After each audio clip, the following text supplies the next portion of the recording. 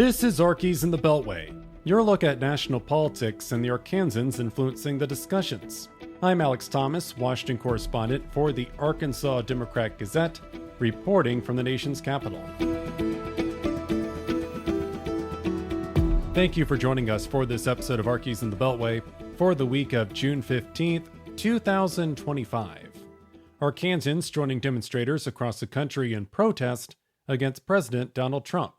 No Kings rallies took place Saturday, the same day of the Army's parade in Washington, recognizing its 250th anniversary. The parade in the nation's capital coinciding with the president's 79th birthday. In Little Rock, protesters crossed the Broadway Street Bridge, holding signs with messages opposing what they described as overreach by the Trump administration. Two committees in the House of Representatives have advanced legislation establishing a regulatory framework for digital assets.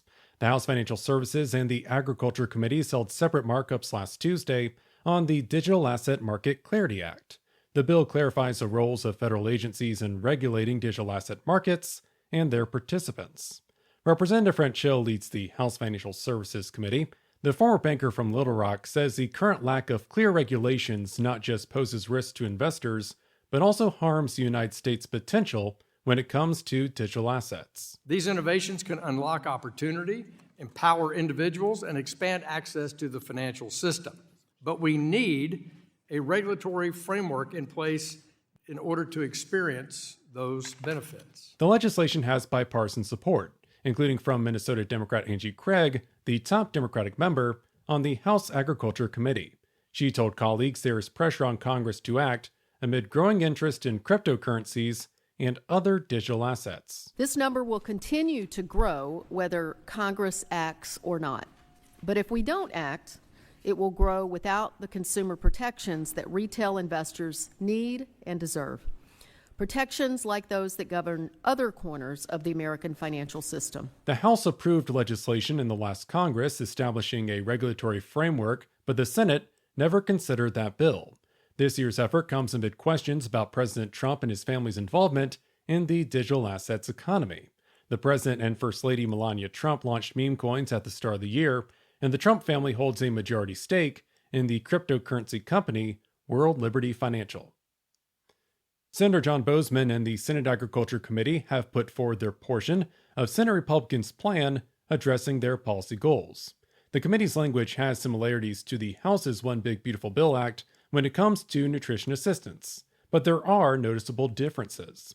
Much like the House bill, the Senate Agriculture Committee wants states to cover some food benefit costs with SNAP, but unlike the House, the committee is not pushing a base 5% cost share on states. Some states would not have to cover benefit expenses if they have a low enough payment error rate with SNAP benefits.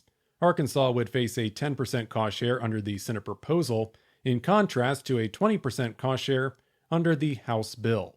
Both the Senate and House plans expand work requirements to able-bodied adults 64 or younger. The Senate does allow exemptions for parents of children younger than 10.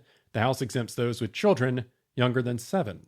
Agriculture leaders on Capitol Hill also want to use the mega bill to address farm safety net programs, which have not received major updates since the 2018 Farm Bill. Representative Steve Womack of Rogers cautioning the Trump administration when it comes to proposed cuts to the nation's housing programs. Womack and House appropriators pressed Housing and Urban Development Secretary Scott Turner last Tuesday on his department's proposed budget for the next fiscal year. The White House is calling for the Department of Housing and Urban Development's budget authority to be cut by 51%. Womack, during his opening statement, to start last week's hearing. To state the obvious, this is a significant reduction in the discretionary budget authority for the department. Womack hosted Turner in Northwest Arkansas back in April to discuss affordable housing and other problems in the natural state. Womack told Turner last week the housing issues in Northwest Arkansas are not unique to his district. HUD's program should work better for the American people. You and I have discussed how there is fat to cut at HUD, but if we cut too deep and if we cut too fast, HUD's programs will not serve the communities you and I have pledged to help. The department would eliminate support for several programs, including housing assistance for vulnerable populations. This to support a new state rental assistance program in which states would receive block grants to address their housing needs.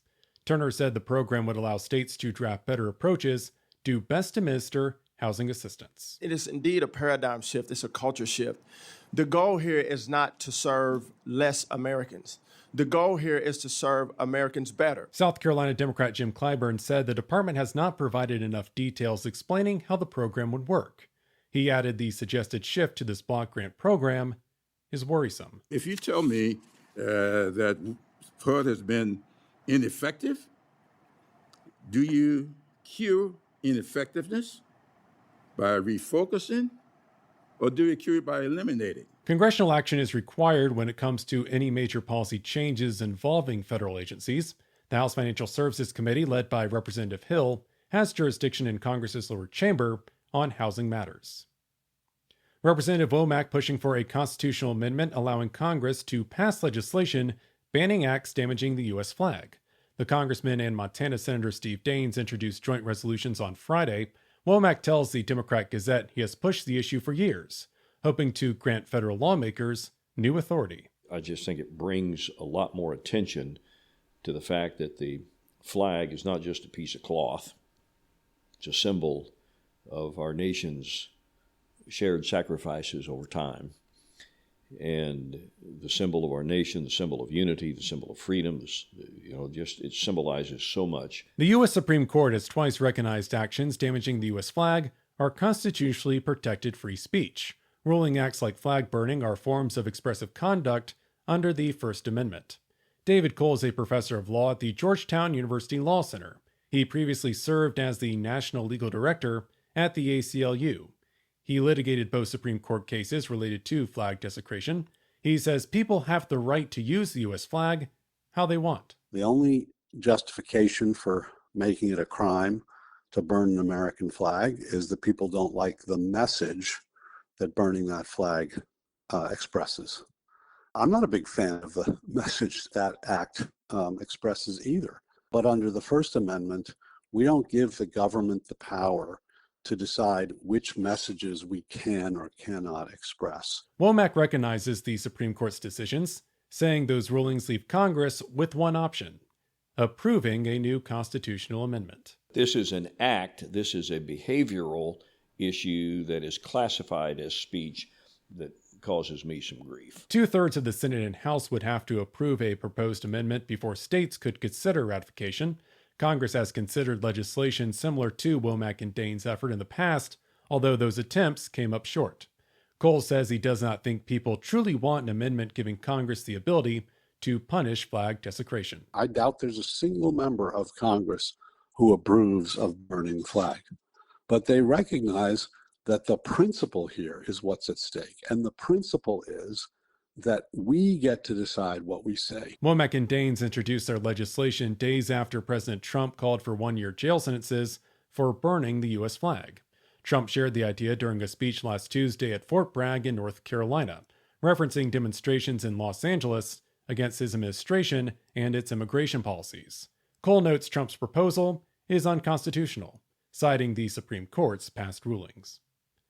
And that'll do it for this edition of Arkies in the Beltway for the week of June 15th, 2025. You can stay up to date with all news involving Arkansas at arkansasonline.com. Special thanks as always to the team down in Little Rock. I'm Alex Thomas, and this has been Arkies in the Beltway. Thanks for listening.